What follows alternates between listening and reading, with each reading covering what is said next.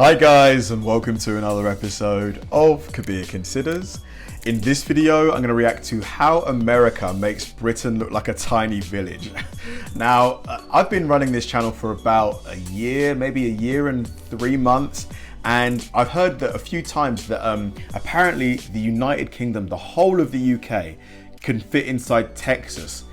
Like, to me, that's just insane, because Texas is obviously one of 50 states. So to think that the entire country, like, not just England, Scotland, Ireland, and Wales can fit inside one state blows my mind. So this video here is by Lost in the Pond, Lawrence, one of my favorite YouTubers, and I'm sure he's going to find a lot of ways, a lot of metaphors for describing how small the UK is compared to America. So yeah, this should be a fun video to react to, so let's do it.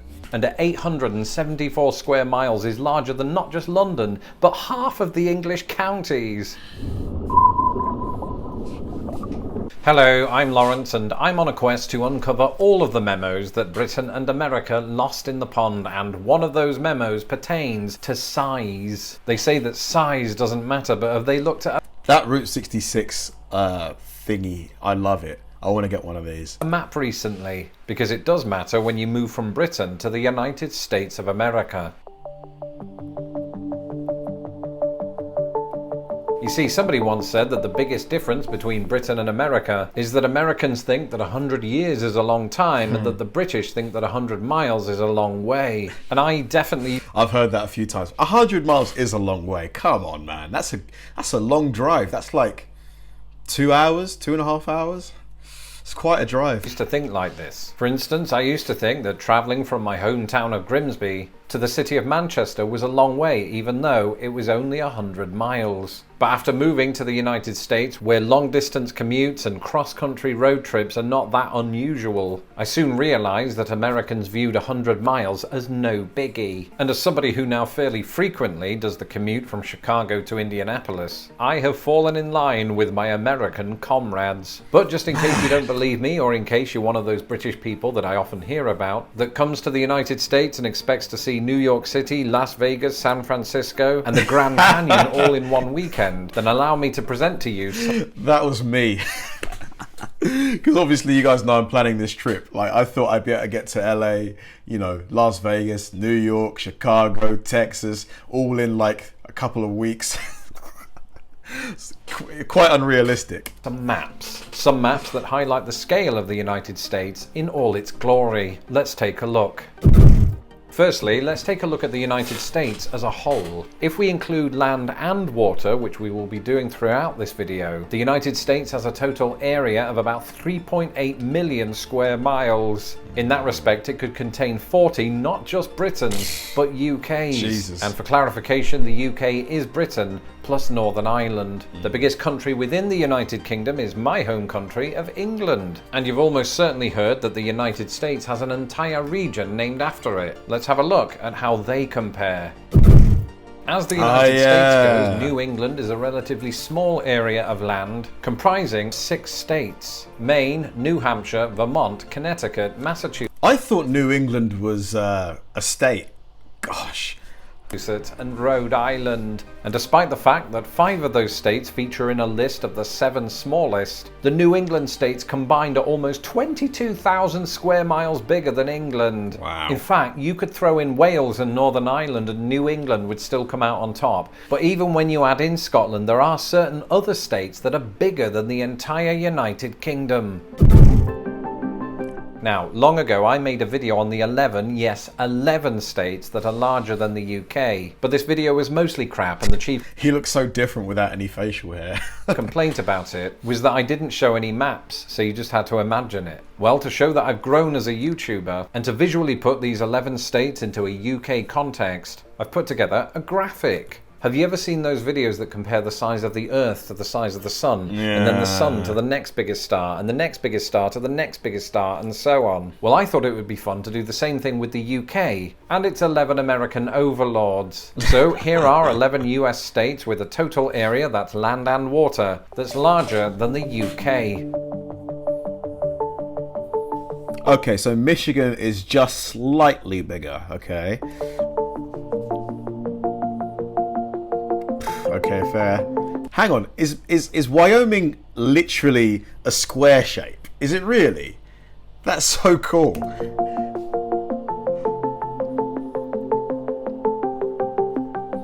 Oregon.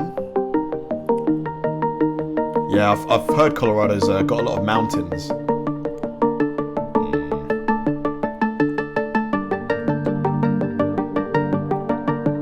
Arizona, that's right next to California, isn't it? I hear it's really hot there.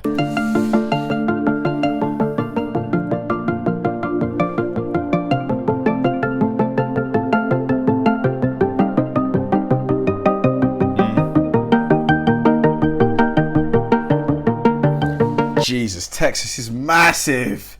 It's almost twice as big.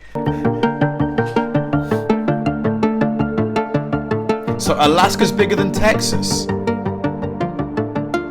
Whoa, I had no idea. Now, if this were a game of top trumps, the United States would be winning by a country mile.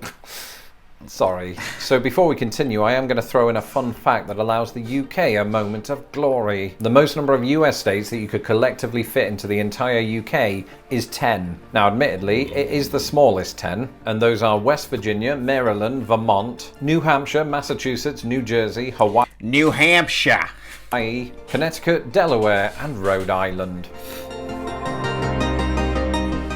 But one thing that you might notice about all of those, with the exception of Hawaii, is that they are east of the Mississippi River. But once you go west, things become so big that your eyes fall off.